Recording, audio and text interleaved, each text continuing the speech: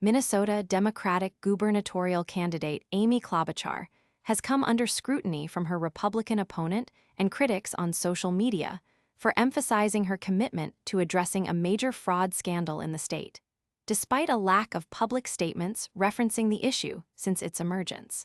An analysis of Klobuchar's official Senate communications between 2022 and 2025 revealed that, while her office issued numerous statements concerning various forms of fraud, none specifically addressed the extensive social services fraud scandal or the high-profile Feeding Our Future case.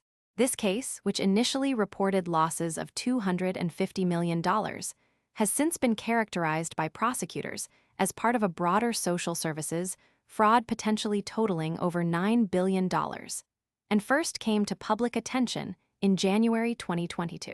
Across more than 1,000 press releases issued by Klobuchar's office from January 2022 through December 2025, there was no mention of the Feeding Our Future scandal or related terms such as Minnesota fraud, social services fraud, Medicaid fraud, autism fraud, housing stabilization services, child nutrition fraud, DHS fraud, or nonprofit fraud.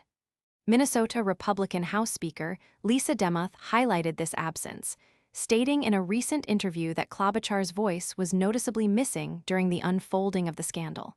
Demuth emphasized that, despite having served in the Senate for 2 decades, Klobuchar neither convened nor attended any hearings addressing the fraud in question, suggesting this lack of engagement is significant given the scale of the fiscal impact on Minnesota taxpayers.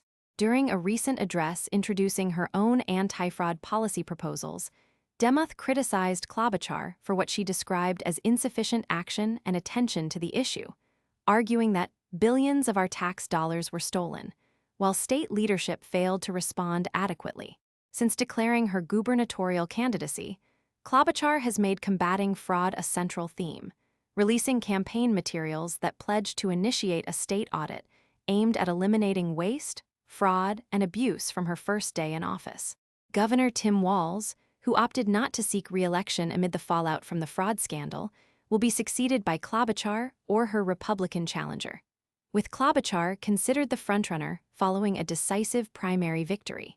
However, Demuth contends that voters are unlikely to overlook Klobuchar's prior record on the issue, as well as her close association with Governor Walz. Demuth questioned Klobuchar's past involvement, pointing out her previous public support for Governor Walz and suggesting that calls for accountability and reform at this stage may be untimely. Republican candidates in Minnesota, including Senate contender Michelle Tafoya, have argued that the fraud scandal has galvanized voters across the political spectrum and intensified calls for change.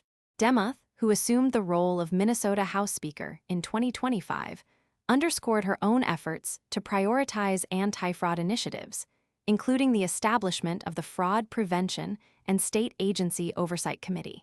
She positioned herself as a consistent advocate for fiscal responsibility and integrity, contrasting her record with Klobuchar's recent engagement on the issue. Klobuchar's campaign was contacted for comment regarding these matters. Want to make sure you never miss our latest videos? Tap that follow button right now.